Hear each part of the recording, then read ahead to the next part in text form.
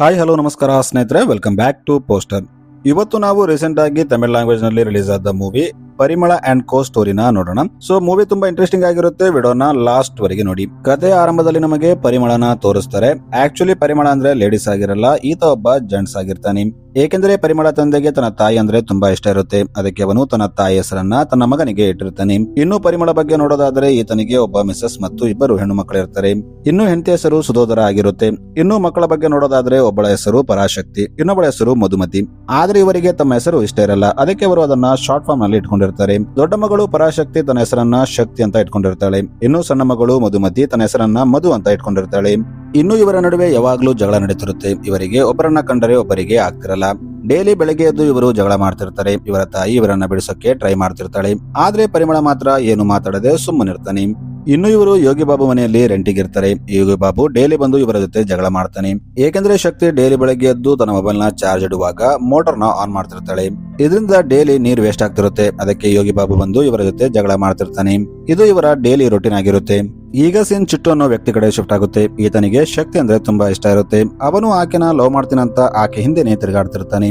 ಆದ್ರೆ ಶಕ್ತಿ ಅವನಿಗೆ ನನಗೆ ಲವ್ ಎಲ್ಲ ಆಗಲ್ಲ, ನನ್ನ ಹಿಂದೆ ಬರಬೇಡ ಅಂತ ಹೇಳ್ತಿರ್ತಾಳೆ. ಆದ್ರೆ ಅವನು ಪದೇ ಪದೇ ಬಂದು ಆಕೆನ ಇಂಪ್ರೆಸ್ ಮಾಡ್ತಾನೆ. ಶಕ್ತಿ ಕೂಡ ಅವನ ಲವ್ ಅಲ್ಲಿ ಬೀಳ್ತಾಳೆ. ಒಂದು ದಿನ ರಜೆ ಇದ್ದಾಗ ಪರಿಮಳ ತನ್ನ ಇಬ್ಬರು ಮಕ್ಕಳನ್ನ ತನ್ನ ಹತ್ರ ಕರೀತಾನೆ ಮತ್ತು ಅವರಿಗೆ 100 ರೂಪಾಯಿಯನ್ನ ಕೊಡ್ತಾನೆ. ನೀವು ಹೋಗಿ ಮೇಲಿನ ನೀರಿನ ಟಂಕಿಯನ್ನ ಕ್ಲೀನ್ ಮಾಡಿದ್ರೆ ಈ ದುಡ್ಡನ್ನ ನಿಮಗೆ ಕೊಡ್ತೀನಿ ಅಂತ ಹೇಳ್ತಾನೆ. ಇದನ್ನ ಕೇಳಿ ಅವರಿಬ್ಬರು ಈಗ ತುಂಬಾ ಖುಷಿಯಿಂದ ನೀರಿನ ಟ್ಯಾಂಕಿಯನ್ನ ಕ್ಲೀನ್ ಮಾಡೋಕೆ ಹೋಗ್ತಾರೆ. ಇವರು ಮೊದಲು ಖುಷಿಯಿಂದನೇ ಹೋಗಿರ್ತಾರೆ. ಆದ್ರೆ ನೀರಿನ ಟ್ಯಾಂಕಿ ಒಳಗೆ ಹೋದಾಗ ಅಲ್ಲಿ ಜಗಳ ಮಾಡೋಕೆ ಸ್ಟಾರ್ಟ್ ಮಾಡ್ತಾರೆ. ಹೀಗಿದ್ದಾಗ ಒಂದು ದಿನ ಅಲ್ಲಿನ ಲೋಕಲ್ ರೌಡಿ ವರ್ಗೀಸ್ ಇವರ ಮನೆಗೆ ಬರ್ತಾನೆ. ಈತ ಬಂದು ಪರಿಮಳಗೆ ನಾನು ನಿನ್ನ ಮಗಳನ್ನ ಲವ್ ಮಾಡ್ತಾ ಇದ್ದೀನಿ, ಆಕೆ ಮದುವೆ ನನ್ನ ಜೊತೆ ಮಾಡಿಸುವಂತ ಡೈರೆಕ್ಟ್ ಆಗಿ ಪರಿಮಳಗೆ ಕೇಳ್ತಿರ್ತಾನೆ. ಆದ್ರೆ ಪರಿಮಳ ಅವನ ಜೊತೆ ನೀಟಾಗಿ ಮಾತಾಡ್ತಾನೆ. ನಾನು ನಿನಗೆ ನನ್ನ ಮಗಳನ್ನ ಕೊಡಕ್ಕಾಗಲ್ಲ, ಯಾಕಂದ್ರೆ ಇನ್ನೊಬ್ಬ ರೌಡಿ ಅಂತ ಹೇಳ್ತಿರ್ತಾನೆ. ಇನ್ನು ಅದೇ ಟೈಮಲ್ಲಿ ಅಲ್ಲಿ ಶಕ್ತಿ ಬರ್ತಾಳೆ. ಹೀಗೆ ಬಂದು ತನ್ನ ತಾಯಿಗೆ ಅಪ್ಪ ಆ ಹುಡುಗನ ಜೊತೆ ಏನ್ ಮಾತಾಡ್ತಿದ್ದಾರೆ ಅಂತ ಕೇಳ್ತಾಳೆ. ಆಗ ಆಕೆ ಆತನ ತಂಗಿ ಮಧುನ ಲವ್ ಮಾಡ್ತಿದ್ದೀನಿ ಅಂತ ಆಕೆಗೆ ಟಾರ್ಚರ್ ಕೊಡ್ತಿದ್ದಾನೆ. ಈಗ ನೋಡಿದ್ರೆ ಮನೆಗೆ ಬಂದು ಆಕೆ ಕೈನ ಕೇಳ್ತಿದ್ದಾನೆ ಅಂತ ಹೇಳ್ತಾಳೆ. ಇದನ್ನ ಕೇಳಿ ಶಕ್ತಿಗೆ ಕೋಪ ಬರುತ್ತೆ. ಅಪ್ಪ ಅವನ ಜೊತೆ ಯಾಕೆ ಅಷ್ಟು ನೀಟಾಗಿ ಮಾತಾಡ್ತಿದ್ದಾರೆ, ಅವನಿಗೆ ಹೊಡೆದು ಅಲ್ಲಿಂದ ಕಳಿಸು ಅಂತ ಹೇಳು ಅಂತ ಹೇಳ್ತಾಳೆ. ಆಗ ಸುಧಾ ಹಾಗಲ್ಲ, ಅಪ್ಪ ಜೋರಾಗಿ ಮಾತಾಡಿದ್ರೆ ಏರಿಯಾದಲ್ಲಿದ್ದವರಿಗೆಲ್ಲ ಗೊತ್ತಾಗುತ್ತೆ, ನಮ್ಮ ಮರ್ಯಾದೆ ಹೋಗುತ್ತೆ ಅಂತ ಹೇಳ್ತಾಳೆ. ಆದ್ರೆ ಶಕ್ತಿಗೆ ಮಾತ್ರ ವರ್ಗೀಸ್ ಮಾತಾಡೋದನ್ನ ನೋಡಿ ತುಂಬಾ ಕೋಪ ಬರ್ತಿರುತ್ತೆ. ಯಾಕಂದ್ರೆ ಅವನು ತುಂಬಾ ರೂಡ್ ಆಗಿ ಅಸಹ್ಯವಾಗಿ ಮಾತಾಡ್ತಿರ್ತಾನೆ. ಅದಕ್ಕೆ ಶಕ್ತಿ ಡೈರೆಕ್ಟ್ ಆಗಿ ಅವನ ಹತ್ರ ಹೋಗಿ ಅವನಿಗೆ ಬೈತಾಳೆ ಮತ್ತು ನೀನಿಲ್ಲಿಂದ ಹೋಗು, ಇಲ್ಲಾಂದ್ರೆ ಪೊಲೀಸರನ್ನ ಕರಿತೀನಿ ಅಂತ ಹೇಳ್ತಾಳೆ. ಆದ್ರೆ ಆತ ಉಲ್ಟಾ ಶಕ್ತಿಗೆ ಧಮಕಿ ಹಾಕ್ತಾನೆ. ನೀನು ಮದುವೆ ತಂಗಿ ಅಂತ ಸುಮ್ಮನಿದ್ದೀನಿ, ಇಲ್ಲಾಂದ್ರೆ ನಿನ್ನ ಮುಖದ ಮೇಲೆ ಆಸಿಡ್ ಹಾಕ್ತಿದ್ದೆ ಅಂತ ಹೇಳ್ತಾನೆ. ಇದನ್ನ ಕೇಳಿ ಶಕ್ತಿ ಸ್ವಲ್ಪನೂ ಭಯಪಡಲ್ಲ. ಆಕೆ ಉಲ್ಟಾ ಅವನಿಗೆ ಕೆಟ್ಟ ಕೆಟ್ಟ ಮಾತಿಂದ ಬೈತಿರ್ತಾಳೆ. ಇದನ್ನ ಕೇಳಿ ಪರಿಮಳ ಕೂಡ ಶಾಕ್ ಆಗ್ತಾನೆ. ಅವನು ಶಕ್ತಿನ ಎಳ್ಕೊಂಡು ಮನೆ ಒಳಗೆ ಕರ್ಕೊಂಡು ಬರ್ತಾನೆ. ಈಗ ಪರಿಮಳ ಮನೆಗೆ ಬಂದ್ಮೇಲೆ ಅದೇ ವರ್ಗೀಸ್ ಬಗ್ಗೆ ಯೋಚನೆ ಮಾಡ್ತಿರ್ತಾನೆ. ಏಕೆಂದ್ರೆ ವರ್ಗೀಸ್ ಒಬ್ಬ ರೌಡಿ ಆಗಿರ್ತಾನೆ, ರೌಡಿನ ಎದುರಾಕೋಬಾರ್ದು ಅಂತ ಹೇಳ್ತಾನೆ.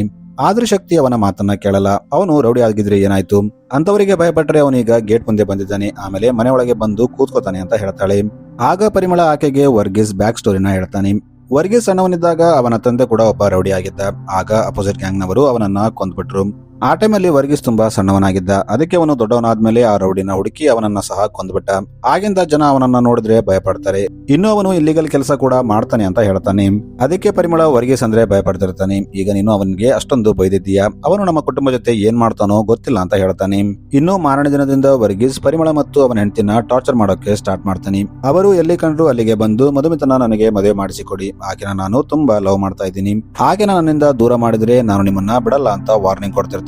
ಇದರಿಂದ ಸಾಕಾಗಿ ಪರಿಮಳ ಪೊಲೀಸ್ ಸ್ಟೇಷನ್ಗೆ ಹೋಗ್ತಾನೆ ಮತ್ತು ವರ್ಗೀಸ್ ಬಗ್ಗೆ ಕಂಪ್ಲೇಂಟ್ ಕೊಡ್ತಾನೆ.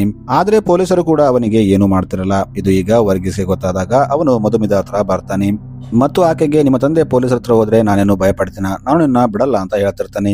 ಆಗ ಅದೇ ಟೈಮಲ್ಲಿ ಅಲ್ಲಿ ಶಕ್ತಿ ಬರ್ತಾಳೆ. ಹೀಗೆ ಬಂದು ವರ್ಗೀಸ್ಗೆ ಬೈತಿರ್ತಾಳೆ. ಆಗ ವರ್ಗೀಸ್ ತನ್ನ ಹತ್ರ ಒಂದು ಮೊಟ್ಟೆ ತಗೊಂಡು ಶಕ್ತಿ ಮುಖಕ್ಕೆ ಹೊಡಿತಾನೆ. ಆಕೆ ಅದನ್ನ ನೋಡಿ ಭಯಪಡ್ತಾಳೆ.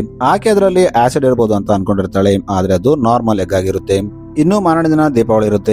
ಆಗ ಪರಿಮಳ ತನ್ನ ಮನೆಗೆ ಸ್ವೀಟ್ ತಗೊಂಡು ಬರ್ತಾನೆ. ಇದನ್ನ ನೋಡಿ ಇಬ್ಬರು ಮಕ್ಕಳು ತುಂಬಾ ಬೇಜಾರಾಗ್ತಾರೆ. ಏಕೆಂದ್ರೆ ಅವರಿಗೆ ಕ್ರ್ಯಾಕರ್ಸ್ ಬೇಕಾಗಿರುತ್ತೆ. ಆದ್ರೆ ಪರಿಮಳ ತುಂಬಾ ಕಂಜೂಸ್ ಆಗಿರ್ತಾನೆ. ಆತ ಅವರಿಗೆ ಪಟಾಕಿ ಹೊಡೆದ್ರಿಂದ ಪೊಲ್ಯೂಷನ್ ಆಗುತ್ತೆ ಮತ್ತು ಅದರಿಂದ ನಮ್ಮ ಪ್ರಾಣಕ್ಕೂ ಅಪಾಯ ಆಗ್ಬಹುದು. ಅದಕ್ಕೆ ನಾವು ಒಂದು ಕೆಲಸ ಮಾಡೋಣ, ಛತ್ತಿಗೆ ಹೋಗಿ ಬೇರೆಯವರು ಹೊಡೆಯುವ ಪಟಾಕಿಯನ್ನ ನೋಡ್ತಾ ನಮ್ಮ ಸ್ವೀಟ್ ಅನ್ನ ತಿನ್ನೋಣ ಅಂತ ಹೇಳ್ತಾನೆ. ಈಗ ವರ್ಗೀಸ್ ಅದೇ ರೀತಿ ತನ್ನ ಇಬ್ಬರು ಹೆಣ್ಣು ಮಕ್ಕಳನ್ನ ಛತ್ತಿಗೆ ಕರ್ಕೊಂಡು ಹೋಗಿ ಬೇರೆಯವರು ಪಟಾಕಿ ಹೊಡೆದನ್ನ ನೋಡ್ತಾ ಸ್ವೀಟ್ ತಿಂತಿರ್ತಾನೆ. ಆಗ ಅದೇ ಟೈಮಲ್ಲಿ ಅಲ್ಲಿ ವರ್ಗೀಸ್ ಬರ್ತಾನೆ. ಈತ ಬಂದು ಪರಿಮಳಗೆ ವಾರ್ನಿಂಗ್ ಕೊಡ್ತಾನೆ. ನಾಳೆ ದಿನ ನೀನೇ ಬಂದು ನನ್ನ ಮಗಳನ್ನ ನೀನು ಮದುವೆ ಆಗು ಅಂತ ನನಗೆ ಹೇಳಬೇಕು, ಇಲ್ಲಾಂದ್ರೆ ನಾನು ನಿನ್ನ ಇಬ್ಬರು ಮಕ್ಕಳನ್ನ ಮದುವೆ ಆಗ್ತೀನಿ ಅಂತ ಹೇಳ್ತಾನೆ. ಹೀಗೆ ವರ್ಗೀಸ್ ಪರಿಮಳ ಫ್ಯಾಮಿಲಿಗೆ ವಾರ್ನಿಂಗ್ ಕೊಟ್ಟು ಅಲ್ಲಿಂದ ಹೋಗ್ತಾನೆ ಮತ್ತು ಸ್ವಲ್ಪ ಹೊತ್ತಾದ್ಮೇಲೆ ಇನ್ಸ್ಟಾಗ್ರಾಮ್ ನಲ್ಲಿ ತನ್ನ ಮತ್ತು ಮಧುಮತಿಯ ಫೋಟೋನ ಅಪ್ಲೋಡ್ ಮಾಡ್ತಾನೆ. ಇದನ್ನ ನೋಡಿ ಶಕ್ತಿಗೆ ತುಂಬಾ ಕೋಪ ಬರುತ್ತೆ. ಆಗ ಮಧುಮತಿ ಇನ್ನೊಂದು ಇನ್ಸಿಡೆಂಟ್ ಬಗ್ಗೆ ಹೇಳ್ತಾಳೆ. ಆಕೆ ಪರಿಮಳಗೆ ನಾನು ಸ್ವಲ್ಪ ದಿನ ಹಿಂದೆ ಕಾಲೇಜಿಂದ ಬರ್ತಿದ್ದಾಗ ಆತನನ್ನ ಇಟ್ಕೊಂಡಿದ್ದ, ಆಮೇಲೆ ನನಗೆ ಕಿಸ್ ಕೂಡ ಕೊಟ್ಟ ಅಂತ ಹೇಳ್ತಾಳೆ. ಇದನ್ನ ಕೇಳಿ ಪರಿಮಳಗೆ ತುಂಬಾ ಕೋಪ ಬರುತ್ತೆ. ಇದು ಜಾಸ್ತಿ ಆಯ್ತು, ಅವನು ಸತ್ರನೇ ನಮಗೆ ನೆಮ್ಮದಿ ಸಿಗುತ್ತೆ, ನಾವೆಲ್ಲ ಸೇರಿ ಅವನನ್ನ ಕೊಂದ್ಬಿಡೋಣ ಅಂತ ಕೇಳ್ತಾನೆ. ಇದನ್ನ ಕೇಳಿ ಪರಿಮಳ ಫ್ಯಾಮಿಲಿ ತುಂಬಾ ಭಯಪಡ್ತಿರುತ್ತೆ. ಆಗ ಪರಿಮಳ ಈ ವಿಷಯ ಯಾರಿಗೂ ಗೊತ್ತಾಗಬಾರ್ದು, ಯಾರಿಗೂ ಗೊತ್ತಾಗದ ಹಾಗೆ ಅವನನ್ನ ನಾವು ಕೊಂದ್ಬಿಡೋಣ ಅಂತ ಹೇಳ್ತಾನೆ. ಈಗ ಸಿನಿಲಿಂದ ಮಾರನೇ ದಿನ ಬೆಳಗ್ಗೆ ಶಿಫ್ಟ್ ಆಗುತ್ತೆ. ಈಗ ಶಕ್ತಿ ಮತ್ತು ಮಧುಮಿತಿ ಕಾಲೇಜಿಂದ ಬರ್ತಿರ್ತಾರೆ. ಆಗ ದಾರಿಯಲ್ಲಿ ಅವರಿಗೆ ತುಂಬಾ ಗುಂಪು ಕಾಣುತ್ತೆ. ಇವರು ಹತ್ರ ಹೋಗಿ ಅಲ್ಲಿ ಏನಾಯ್ತು ಅಂತ ನೋಡಿದಾಗ ಅಲ್ಲಿನ ದೃಶ್ಯ ನೋಡಿ ಶಾಕ್ ಆಗ್ತಾರೆ. ಯಾಕಂದ್ರೆ ಅಲ್ಲಿ ವರ್ಗೀಸ್ ಡೆಡ್ ಬಾಡಿ ಬಿದ್ದಿರುತ್ತೆ. ಇದನ್ನ ನೋಡಿ ಶಕ್ತಿ ಮತ್ತು ಮಧುಮತಿ ಮಾತಾಡ್ಕೋತಾರೆ. ಇದನ್ನ ನೋಡಿ ಶಕ್ತಿ ಮತ್ತು ಮಧು ಮಾತಾಡ್ತಾರೆ. ನಿನ್ನೆ ನಮ್ಮ ತಂದೆ ಇವನನ್ನ ಸಾಯಿಸೋಣ ಅಂತ ಹೇಳಿದ್ದ, ಇವತ್ತು ನೋಡಿದ್ರೆ ಆತ ಅವನನ್ನ ಸಾಯಿಸ್ಬಿಟ್ನ ಅಂತ ಯೋಚನೆ ಮಾಡ್ತಾರೆ. ಇನ್ನು ವರ್ಗೀಸ್ ಕೇಸ್ ನ ಆ ಏರಿಯಾದ ಇನ್ಸ್ಪೆಕ್ಟರ್ ಪರಿಮಳ್ ಇನ್ವೆಸ್ಟಿಗೇಷನ್ ಮಾಡ್ತಿರ್ತಾನೆ. ಸ್ವಲ್ಪ ಹೊತ್ತಾದ್ಮೇಲೆ ಅಲ್ಲಿ ವರ್ಗೀಸ್ ತಾಯಿ ಮತ್ತು ಅವನ ಗ್ಯಾಂಗ್ ಮೆಂಬರ್ಸ್ ಎಲ್ಲ ಬರ್ತಾರೆ. ಇವರು ಇಲ್ಲಿ ವರ್ಗೀಸ್ ಡೆಡ್ ಬಾಡಿನ ನೋಡಿ ತುಂಬಾ ಜೋರಾಗಿ ಅಳೋಕೆ ಸ್ಟಾರ್ಟ್ ಮಾಡ್ತಾರೆ. ಈಗ ಶಕ್ತಿ ಮತ್ತು ಮಧು ಮನೆಗೆ ಬಂದು ತನ್ನ ತಂದೆಗೆ ವರ್ಗೀಸ್ ನ ಯಾರೋ ಕೊಂದ್ಬಿಟ್ಟಿದ್ದಾರೆ ಅಂತ ಹೇಳ್ತಾಳೆ. ಇದನ್ನ ಕೇಳಿ ಸುಧಾ ತನ್ನ ಗಂಡನಿಗೆ ನಿನ್ನೆ ಅವನನ್ನ ಕೊಲ್ಲೋಣ ಅಂತ ಪ್ಲಾನ್ ಮಾಡಿದ್ರಲ್ಲ, ಇವತ್ತು ಅವನನ್ನ ಕೊಂದೆ ಬಿಟ್ರ ಅಂತ ಕೇಳ್ತಾಳೆ. ಇದನ್ನ ಕೇಳಿ ಪರಿಮಳ ಆಕೆಗೆ ನಾನು ಅವನನ್ನ ಕೊಂದಿಲ್ಲ, ನಿನ್ನೆ ನಾನು ಜಸ್ಟ್ ಪ್ಲಾನ್ ಮಾಡ್ತಿದ್ದೆ, ನನಗೆ ಯಾಕೋ ನಿನ್ನ ಮೇಲೆ ಡೌಟ್, ನೀನೇ ಅವನನ್ನ ಕೊಂದಿರ್ಬೇಕು ಅಂತ ಹೇಳ್ತಾನೆ. ಏಕೆಂದ್ರೆ ಸುಧಾ ತನ್ನ ತಮ್ಮನಿಗೆ ಕಾಲ್ ಮಾಡಿ ವರ್ಗೀಸ್ ಟಾರ್ಚರ್ ಬಗ್ಗೆ ಹೇಳಿರ್ತಾಳೆ ಮತ್ತು ಅವನನ್ನ ಮುಗಿಸು ಅಂತ ಹೇಳ್ತಾಳೆ. ಆಗ ಆತ ಆಕೆಗೆ ನೀನು ಟೆನ್ಷನ್ ತಗೋಬೇಡ, ನಾನು ಅವನನ್ನ ಕೊಂದ್ಬಿಡ್ತೀನಿ ಅಂತ ಹೇಳಿರ್ತಾನೆ. ಆಗ ಸುಧಾ ಆತನಿಗೆ ಆತ ಯಾಕೆ ವರ್ಗೀಸ್ನ ಕೊಲ್ತಾನೆ, ಯಾಕಂದ್ರೆ ಅವನಿಗೆ ವರ್ಗೀಸ್ ಯಾರು ಅಂತಾನೆ ಗೊತ್ತಿಲ್ಲ ಅಂತ ಹೇಳ್ತಾಳೆ. ಇಲ್ಲಿವರೆಗೆ ಇನ್ನೊಂದು ವಿಷಯ ಗೊತ್ತಾಗುತ್ತೆ. ಆಕ್ಚುಲಿ ಶಕ್ತಿ ಕೂಡ ತನ್ನ ಮಾಮನ ಜೊತೆ ಮಾತಾಡಿರ್ತಾಳೆ. ಆಗ ಆತ ಶಕ್ತಿಗೆ ನೀನು ಒಂದು ಕೆಲಸ ಮಾಡು, ವರ್ಗೀಸ್ ಫೋಟೋ ಮತ್ತು ಅಡ್ರೆಸ್ ನ ನನಗೆ ಕಳಿಸು ಅಂತ ಹೇಳಿರ್ತಾನೆ. ಆಗ ಇವರೆಲ್ಲ ಸೇರಿ ಶಕ್ತಿನೇ ಅಡ್ರೆಸ್ ಮತ್ತು ಫೋಟೋ ಕೊಟ್ಟು ಅವನನ್ನ ಕೊಲಿಸಿರ್ಬೇಕು ಅಂತ ಮಾತಾಡ್ಕೊತಿರ್ತಾರೆ. ಆಗ ಶಕ್ತಿ ಇಲ್ಲ, ನಾನು ಫೋಟೋ ಅಥವಾ ಅಡ್ರೆಸ್ ಮಾಮನಿಗೆ ಕೊಟ್ಟಿಲ್ಲ, ಅವರಿಗೆ ವರ್ಗೀಸ್ ಬಗ್ಗೆ ಏನು ಗೊತ್ತಿಲ್ಲ, ಹಾಗಿದ್ರೆ ಅವರು ಅವನನ್ನ ಹೇಗೆ ಕೊಲ್ತಾರೆ ಅಂತ ಹೇಳ್ತಾಳೆ. ಈಗ ಇವರು ಒಬ್ಬರ ಮೇಲೆ ಒಬ್ಬರು ಬ್ಲೇಮ್ ಹಾಕೋತಾರೆ. ನಮ್ಮ 4 ಜನರಲ್ಲಿ ಯಾರೊಬ್ರು ಅವನನ್ನ ಕೊಂದಿರ್ಬೇಕು ಅಂತ ಹೇಳ್ತಾರೆ. ಇನ್ನೊಂದು ಕಡೆ ನಮಗೆ ಚಿಟ್ಟುನ ತೋರಿಸ್ತಾರೆ. ಈತ ಪೊಲಿಟಿಷನ್ ಗೆ ಬರ್ತಾನೆ.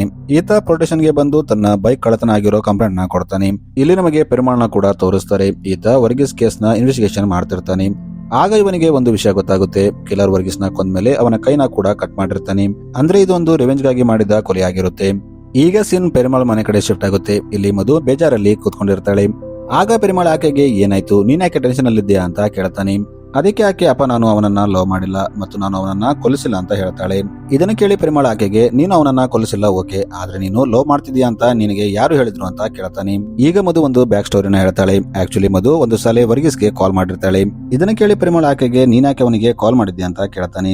ಆಗ ಆಕೆ ಒಂದು ದಿನ ನಾನು ಕಾಲೇಜಿಂದ ಬರ್ತಿದ್ದಾಗ ವರ್ಗೀಸ್ ನನ್ನ ನೋಡಿದ್ದ ಮತ್ತು ತನ್ನ ತಾಯಿಗೆ ತೋರಿಸಿ ಈಕೆ ನನ್ನ ಫ್ಯೂಚರ್ ವೈಫ್ ಅಂತ ಹೇಳಿದ್ದ. ಇದಕ್ಕೆ ನನಗೆ ತುಂಬಾ ಕೋಪ ಬಂತು. ಆಗ ನಾನು ಅವನಿಗೆ ಕಾಲ್ ಮಾಡಿ ಬೈದೆ. ಒಂದು ಸಲ ಅವನು ನನಗೆ ಸಿಕ್ಕಾಗ ನಾನು ಅವನಿಗೆ ಹೊಡೆದಿದ್ದೆ, ಆದ್ರೆ ಅವನು ನನಗೆ ಏನು ಹೇಳಿಲ್ಲ. ಇದರಿಂದ ಅವನಂದ್ರೆ ನನಗೂ ಲೈಟ್ ಆಗಿ ಇಷ್ಟ ಆಗೋಕೆ ಸ್ಟಾರ್ಟ್ ಆಯ್ತು. ಆಗಿಂದ ಅವನು ನನ್ನ ಹಿಂದೆ ಬೀಳ್ತಿದ್ದ ಅಂತ ಹೇಳ್ತಾಳೆ. ಇದನ್ನ ಕೇಳಿ ಪರಿಮಾಣ ಶಾಕ್ ಆಗ್ತಾನೆ. ನೀನು ಬರೀ ಅವನು ನನ್ನ ಚಿಡಾಯಿಸ್ತಿದ್ದ ಅಂತ ಹೇಳ್ತಿದ್ದೆ, ಆದ್ರೆ ಇಷ್ಟೆಲ್ಲ ಸ್ಟೋರಿ ನಡೆದಿದ್ದು ನನಗೆ ಯಾಕೆ ಹೇಳಿಲ್ಲ ಅಂತ ಕೇಳ್ತಾನೆ. ಇನ್ನು ನೀನು ಚಿಂತೆ ಪಡಬೇಡ, ಈಗಿಂದ ಪೊಲೀಸರು ಇನ್ವೆಸ್ಟಿಗೇಷನ್ ಮಾಡ್ತಾ ನಮ್ಮ ಮನೆಗೂ ಬರ್ತಾರೆ ಅಂತ ಹೇಳ್ತಾನೆ. ಇನ್ನೊಂದು ಕಡೆ ನಮಗೆ SI ನ ತೋರಿಸ್ತಾರೆ. ಈತ ವರ್ಗೀಸ್ ಫ್ರೆಂಡ್ಸ್ ಹತ್ರ ಹೋಗಿ ಅವರನ್ನ ಎನ್ಕ್ವೈರಿ ಮಾಡ್ತಿರ್ತಾನೆ. ಆಗ ಇವರು ಜಾರ್ಜ್ ಅನ್ನೋ ವ್ಯಕ್ತಿ ಬಗ್ಗೆ ಹೇಳ್ತಾರೆ. ಆಕ್ಚುಲಿ ಜಾರ್ಜ್ ಬೇರೆ ಯಾರು ಅಲ್ಲ, ವರ್ಗೀಸ್ ತನ್ನ ತಂದೆಯನ್ನ ಕೊಂದಿದ್ದಾನೆ ಅಂತ ಯಾರನ್ನ ಕೊಂದಿರ್ತಾನೋ ಅವನ ಮಗನೇ ಜಾರ್ಜ್ ಆಗಿರ್ತಾನೆ. ವರ್ಗೀಸ್ ಫ್ರೆಂಡ್ಸ್ ಎಲ್ಲ SIಗೆ ಜಾರ್ಜ್ ವರ್ಗೀಸ್ ನ ಕೊಂದಿರಬಹುದು ಅಂತ ಹೇಳ್ತಾರೆ. ಈಗ ಸೀನ್ ಪರಿಮಳ ಫ್ಯಾಮಿಲಿ ಕಡೆ ಶಿಫ್ಟ್ ಆಗುತ್ತೆ. ಈತ ತನ್ನ ಫ್ಯಾಮಿಲಿಗೆ ನಾನು ನಿಮ್ಮನ್ನ ಕಾಪಾಡ್ತೀನಿ, ನೀವು ದೃಶ್ಯ ಸಿನಿಮಾನ ನೋಡಿದ್ರಲ್ಲ, ಅಲ್ಲಿ ಮೋಹನ್ ಲಾಲ್ ಹೇಗೆ ತನ್ನ ಫ್ಯಾಮಿಲಿನ ಕಾಪಾಡ್ತಾನೋ ಅದೇ ರೀತಿ ನಾನು ಕೂಡ ನಿಮ್ಮನ್ನ ಕಾಪಾಡ್ತೀನಿ, ಆದ್ರೆ ನೀವು ನಿಜ ಹೇಳ್ಬೇಕು. ಅಷ್ಟಕ್ಕೂ ವರ್ಗೀಸ್ ನ ನಿಮ್ಮಲ್ಲಿ ಯಾರು ಕೊಂದಿದ್ದಾರೆ ಅಂತ ಕೇಳ್ತಾನೆ. ಆದ್ರೆ ಅವರೆಲ್ಲರೂ ಇಲ್ಲ, ನಾವು ವರ್ಗೀಸ್ ನ ಕೊಂದಿಲ್ಲ ಅಂತ ಹೇಳ್ತಿರ್ತಾರೆ. ಇನ್ನು ಅದೇ ಟೈಮಲ್ಲಿ ಪರಿಮಳ ತಮ್ಮನ ಹೆಂಡತಿ ಮತ್ತು ಸುಧಾ ತಮ್ಮನ ಹೆಂಡತಿ ಪರಿಮಳಗೆ ಕಾಲ್ ಮಾಡ್ತಾರೆ ಮತ್ತು ಪರಿಮಳಗೆ ನಮ್ಮ ಗಂಡಂದಿರು ಚೆನ್ನೈಗೆ ಬರ್ತೀನಂತ ಹೋಗಿದ್ರು, ಅಲ್ಲಿಗೆ ಬಂದಿದ್ದಾರಾ ಅಂತ ಕೇಳ್ತಾರೆ. ಆದ್ರೆ ಪರಿಮಳ ಅವರಿಗೆ ಇಲ್ಲ, ಅವರು ಇಲ್ಲಿ ಬಂದಿಲ್ಲ ಅಂತ ಹೇಳ್ತಾನೆ. ಈಗ ಮತ್ತೆ ಪರಿಮಳಗೆ ತನ್ನ ಹೆಂಡತಿ ಮೇಲೆ ಡೌಟ್ ಬರುತ್ತೆ. ಅವನು ಆಕೆಗೆ ನಿಜ ಹೇಳು, ನೀನು ನಿನ್ನ ತಮ್ಮನ್ನ ಕರೆದು ಅವನನ್ನ ಕೊಲಿಸಿದ್ಯಾ ತಾನೆ ಅಂತ ಕೇಳ್ತಾನೆ. ಆದ್ರೆ ಆಕೆ ಮಾತ್ರ ಇಲ್ಲ, ನಾನು ಹಾಗೆ ಮಾಡಿಲ್ಲ ಅಂತ ಹೇಳ್ತಾಳೆ. ಆದ್ರೆ ನಮಗೆ ಇನ್ನೊಂದು ಕಡೆ ಅವರಿಬ್ಬರನ್ನ ತೋರಿಸ್ತಾರೆ. ಇವರು ಒಂದು ಹೋಟೆಲ್ ರೂಮ್ ನಲ್ಲಿ ಇರ್ತಾರೆ. ಈಗ ಪರಿಮಳ್ ತನ್ನ ಫ್ಯಾಮಿಲಿಗೆ ನನಗೆ ಒಂದು ವಿಷಯ ಗೊತ್ತಾಯ್ತು, ನಮ್ಮ 4 ಜನರಲ್ಲಿ ಯಾರೋ ಒಬ್ರು ವರ್ಗೀಸ್ ನ ಕೊಂದಿದ್ದಾರೆ. ಅದಕ್ಕೆ ಅದೇನೇ ಆಗ್ಲಿ, ನಾವು ಒಂದು ಕೆಲಸ ಮಾಡೋಣ, ಪೊಲೀಸರು ಬಂದಾಗ ನಮ್ಮ ಎಲ್ಲರ ಸ್ಟೇಟ್ಮೆಂಟ್ ಒಂದೇ ಆಗಿರಬೇಕು. ಅದಕ್ಕೆ ನಾವು ಕೆಲವೊಂದನ್ನ ರಿಹರ್ಸಲ್ ಮಾಡೋಣ. ಈ ಕೇಸಿಂದ ಹೊರಗೆ ಬರೋಕೆ ನನ್ನ ಹತ್ರ ಒಂದು ಪ್ಲಾನ್ ಇದೆ, ನಾವು ದೃಶ್ಯ ಮೂವಿನ ನೋಡೋಣ, ಆ ಮೂವಿನ ನೋಡಿ ನಾವು ಒಂದು ಪ್ಲಾನ್ ಮಾಡೋಣ ಅಂತ ಹೇಳ್ತಾನೆ. ಈಗ ಪರಿಮಳ್ ತನ್ನ ದೊಡ್ಡ ಮಗಳು ಶಕ್ತಿಗೆ ಆ ದೃಶ್ಯ ಮೂವಿ ಯಾವ OTT ನಲ್ಲಿದೆ ನೋಡು ಅಂತ ಹೇಳ್ತಾನೆ. ಆಗ ಶಕ್ತಿ ಚೆಕ್ ಮಾಡಿ ಆ ಮೂವಿ ಸನ್ನೆಕ್ಸ್ ನಲ್ಲಿದೆ ಅಂತ ಹೇಳ್ತಾಳೆ. ಇನ್ನು ಆ OTT ಸಬ್ಸ್ಕ್ರಿಪ್ಷನ್ 1 ವರ್ಷಕ್ಕೆ 900 ರೂಪಾಯಿ ಇದೆ ಅಂತ ಹೇಳ್ತಾಳೆ. ಆದ್ರೆ ನಾವು 3 ತಿಂಗಳಿಗೆ 300 ರೂಪಾಯಿ ರಿಚಾರ್ಜ್ ಮಾಡ್ಕೋಬಹುದು ಅಂತ ಹೇಳ್ತಾಳೆ. ಇದನ್ನ ಕೇಳಿ ಪರಿಮಳ ಆಕೆಗೆ ಪರವಾಗಿಲ್ಲ, ಒಂದು ಮರ್ಡರ್ ಕೇಸಿನಿಂದ ಬಚಾವಾಗೋಕೆ ನಾವು 300 ರೂಪಾಯಿಯನ್ನ ಖರ್ಚು ಮಾಡಬಹುದು ಅಂತ ಹೇಳ್ತಾನೆ. ಈಗ ಇವರು ಸನ್ನೆಕ್ಸ್ ನ ಸಬ್ಸ್ಕ್ರಿಪ್ಷನ್ ತಗೊಂಡು ದೃಶ್ಯಂ 1 ಮೂವಿನ ನೋಡೋಕೆ ಸ್ಟಾರ್ಟ್ ಮಾಡ್ತಾರೆ. ಇದೇ ಟೈಮಲ್ಲಿ ಅಲ್ಲಿ ಪೊಲೀಸರು ಬರ್ತಾರೆ. ಇದನ್ನ ನೋಡಿ ಇವರೆಲ್ಲ ಶಾಕ್ ಆಗ್ತಾರೆ. ಇಷ್ಟು ಬೇಗ ಪೊಲೀಸರು ಇಲ್ಲಿಗೆ ಬಂದ್ರ ಅಂತ ಅನ್ಕೋತಾರೆ. ಆದ್ರೆ SI ಅಲ್ಲಿಂದ ಸುಮ್ಮನೆ ಹೋಗ್ತಿರ್ತಾನೆ. ಇನ್ನು ಮಾರನೇ ದಿನ ಪರಿಮಳ ಕೆಲಸಕ್ಕೆ ಹೋಗ್ತಿದ್ದಾಗ ತನ್ನ ಹೆಂಡತಿನ ಮನೆಯಲ್ಲೇ ಲಾಕ್ ಮಾಡಿ ಹೋಗ್ತಾನೆ. ಈಗ ಶಕ್ತಿ ಹೋಗಿ ಚಿಂಟುನ ಮೀಟ್ ಆಗ್ತಾಳೆ. ಚಿಂಟುಗೆ ಶಕ್ತಿ 2 ದಿನದಿಂದ ಕಾಲ್ ಮಾಡಿರಲ್ಲ. ಚಿಂಟು ಶಕ್ತಿಗೆ ನೀನ್ ಯಾಕೆ ಕಾಲ್ ಮಾಡಿಲ್ಲ ಅಂತ ಕೇಳ್ತಾನೆ. ಆಗ ಆಕೆ ಯಾಕೆ ತಾನು ಕಾಲ್ ಮಾಡಿಲ್ಲ ಅಂತ ಅವನಿಗೆ ರೀಸನ್ ಹೇಳ್ತಾಳೆ. ಇನ್ನು SI ವರ್ಗೀಸ್ ಬಗ್ಗೆ ಎನ್ಕ್ವೈರಿ ಮಾಡ್ತಿರ್ತಾನೆ. ಆಗ ಅವನಿಗೆ ವರ್ಗೀಸ್ ಡ್ರಗ್ಸ್ ದಂಧೆ ಮಾಡ್ತಾನೆ ಅಂತ ಗೊತ್ತಾಗುತ್ತೆ. ಇನ್ನು ವರ್ಗೀಸ್ಗೆ ಮುಸ್ತಫಾ ಅನ್ನೋ ಒಬ್ಬ ಪಾರ್ಟ್ನರ್ ಕೂಡ ಇರ್ತಾನೆ. ಆದ್ರೆ ಆತ ವರ್ಗೀಸ್ ಸತ್ಮೇಲೆ ಅವನನ್ನ ನೋಡೋಕೆ ಬಂದಿರಲ್ಲ. ಈಗ ಸೀನ್ ವರ್ಗೀಸ್ ತಾಯಿ ಕಡೆ ಶಿಫ್ಟ್ ಆಗುತ್ತೆ. ಈಕೆ ನಿಕೋಲಾಸ್ಗೆ ಕಾಲ್ ಮಾಡಿ ನೀನೇ ನನ್ನ ಮಗನನ್ನ ಕೊಂದಿಯಾ ಅಂತ ಕೇಳ್ತಾಳೆ. ಆಗ ನಿಕೋಲಾಸ್ ಇಲ್ಲ, ನಾನು ಅವನನ್ನ ಕೊಂದಿಲ್ಲ, ನಾನು ಆ ಟೈಮಲ್ಲಿ ಸಿಟಿಯಲ್ಲಿ ಇದ್ದಿದ್ದಿಲ್ಲ ಅಂತ ಹೇಳ್ತಾನೆ. ಪೊಲೀಸರು ಎನ್ಕ್ವೈರಿ ಮಾಡಿದಾಗ ಕೂಡ ನಿಕೋಲಾಸ್ ಸಿಟಿಯಲ್ಲಿ ಇದ್ದಿದ್ದಿಲ್ಲ ಅಂತ ಗೊತ್ತಾಗುತ್ತೆ. ಇನ್ನೊಂದು ಕಡೆ ನಮಗೆ ಶಕ್ತಿನ ತೋರಿಸ್ತಾರೆ. ಈಕೆ ಚಿಂಟುನ ಕರ್ಕೊಂಡು ಮನೆಗೆ ಬರ್ತಾಳೆ. ಈಕೆ ತನ್ನ ತಾಯಿಗೆ ಚಿಂಟುನ ಮೀಟ್ ಮಾಡಿಸ್ತಾಳೆ. ಆದ್ರೆ ಆ ಟೈಮಲ್ಲಿ ಪರಿಮಳ ಮನೆಯಲ್ಲಿರಲ್ಲ. ಇನ್ನು ಅದೇ ಟೈಮಲ್ಲಿ SI ಕೂಡ ಅದೇ ಏರಿಯಾಗೆ ಬರ್ತಾನೆ. ಈತ ಇಲ್ಲಿ ಬಂದು CCTV ಕ್ಯಾಮೆರಾ ಚೆಕ್ ಮಾಡ್ತಿರ್ತಾನೆ. ಇನ್ನು ರಾತ್ರಿ ಆದಾಗ ಪರಿಮಳ ಮನೆಗೆ ಬರ್ತಾನೆ. ಈತ ಮನೆಗೆ ಬಂದಾಗ ಅವನಿಗೆ ಒಂದು ಲೆಟರ್ ಬಂದಿರುತ್ತೆ. ಅವನು ಅದನ್ನ ತೆಗೆದು ಓದಿದಾಗ ಅದರಲ್ಲಿ ಒಬ್ಬ ವ್ಯಕ್ತಿ ಇವನಿಗೆ ಬ್ಲಾಕ್ ಮೇಲ್ ಮಾಡ್ತಿರ್ತಾನೆ. ಆತ ಆ ಲೆಟರ್ ನಲ್ಲಿ ನಿಮ್ಮ 4 ಜನರಲ್ಲಿ ಯಾರೋ ಒಬ್ರು ವರ್ಗೀಸ್ನ ಕೊಂದಿದ್ದಾರೆ, ಆ ವಿಷಯ ನನಗೆ ಚೆನ್ನಾಗಿ ಗೊತ್ತು ಮತ್ತು ಅದಕ್ಕೆ ಸಂಬಂಧಿಸಿದ ಎವಿಡೆನ್ಸ್ ಕೂಡ ನನ್ನ ಹತ್ರ ಇದೆ. ನಿಮಗೆ ಆ ಎವಿಡೆನ್ಸ್ ಬೇಕಿದ್ರೆ ನನಗೆ 20 ಲಕ್ಷ ಕೊಡಿ ಅಂತ ಬ್ಲಾಕ್ ಮೇಲ್ ಮಾಡ್ತಾನೆ. ಇದನ್ನ ಕೇಳಿ ಪರಿಮಳ್ ತುಂಬಾ ಭಯ ಪಡ್ತಾನೆ. ಅವನು ಮತ್ತೆ ತನ್ನ ಫ್ಯಾಮಿಲಿನ ಕರೆದು ನಿಜ ಹೇಳಿ, ನಿಮ್ಮಲ್ಲಿ ಯಾರು ವರ್ಗೀಸ್ನ ಕೊಂದಿದ್ದಾರೆ ಅಂತ ಕೇಳ್ತಾನೆ. ಆದ್ರೆ ಅವರು ಮಾತ್ರ ಇಲ್ಲ, ನಾವು ವರ್ಗೀಸ್ನ ಕೊಂದೇ ಇಲ್ಲ ಅಂತ ಹೇಳ್ತಿರ್ತಾರೆ. ಇನ್ನು ಮಾರನೇ ದಿನ ಬೆಳಗ್ಗೆ ಆದ ಪರಿಮಳಕ್ಕೆ ತನ್ನ ತಂಗಿ ಆರೋಗ್ಯ ಕೆಟ್ಟೋಗಿದೆ ಅಂತ ಗೊತ್ತಾಗುತ್ತೆ. ನಾನು ನನ್ನ ತಂಗಿನ ನೋಡಕ್ಕೆ ಹೋಗ್ತಾ ಇದ್ದೀನಿ. ಆದ್ರೆ ಆ ಟೈಮಲ್ಲಿ ಪೊಲೀಸರು ಇಲ್ಲಿ ಬಂದ್ರೆ ನೀವೆಲ್ಲ ಒಂದೇ ಮಾತಿನ ಮೇಲೆ ಇರಬೇಕು ಮತ್ತು ನೀವು ವರ್ಗೀಸ್ನ ಕೊಂದಿಲ್ಲ ಅಂತ ಅವರಿಗೆ ಹೇಳಿ ಅಂತ ಹೇಳ್ತಾನೆ. ಮತ್ತು ಮಧುಮತಿಗೆ ನೀನು ಹುಷಾರಾಗಿರು, ನೀನು ವರ್ಗೀಸ್ನ ಲವ್ ಮಾಡ್ತಿರೋ ವಿಷಯ ಪೊಲೀಸರಿಗೆ ಗೊತ್ತಾಗಬಾರ್ದು ಅಂತ ಹೇಳ್ತಾನೆ. ಇನ್ನು ಇದೇ ಟೈಮಲ್ಲಿ ಇನ್ನೊಂದು ಕಡೆ ವರ್ಗೀಸ್ ಪಾರ್ಟ್ನರ್ ಮುಸ್ತಫನ್ನ ಕೂಡ ಯಾರೋ ಕೊಂದಿರ್ತಾರೆ. ಇನ್ನು ಪರಿಮಳ ಇಲ್ಲಿಂದ ಹೋದಾಗ ಇವರಿಗೆ ಇನ್ನೊಂದು ಲೆಟರ್ ಬರುತ್ತೆ. ಅದರಲ್ಲಿ ಆ ಬ್ಲಾಕ್ ಮೇಲರ್ ಇವರಿಗೆ ನೀವು ಒಬ್ಬ ವ್ಯಕ್ತಿನ ಕೊಂದು ಎಷ್ಟು ಆರಾಮಾಗಿ ಜೀವನ ನಡೆಸ್ತಾ ಇದ್ದೀರಾ, ನಿಮಗೆ ನನ್ನ ಭಯ ಕೂಡ ಇಲ್ಲ, ಅದಕ್ಕೆ ಈಗ ಬ್ಲಾಕ್ ಮೇಲಿ ಮನೆಯನ್ನ ಜಾಸ್ತಿ ಮಾಡ್ತಾ ಇದ್ದೀನಿ, ನನಗೆ 20 ಲಕ್ಷ ಅಲ್ಲ 30 ಲಕ್ಷ ಕೊಡಬೇಕು ಅಂತ ಹೇಳ್ತಾನೆ. ಇದನ್ನ ಕೇಳಿ ಅವರೆಲ್ಲ ಮತ್ತೆ ಭಯಪಡ್ತಾರೆ.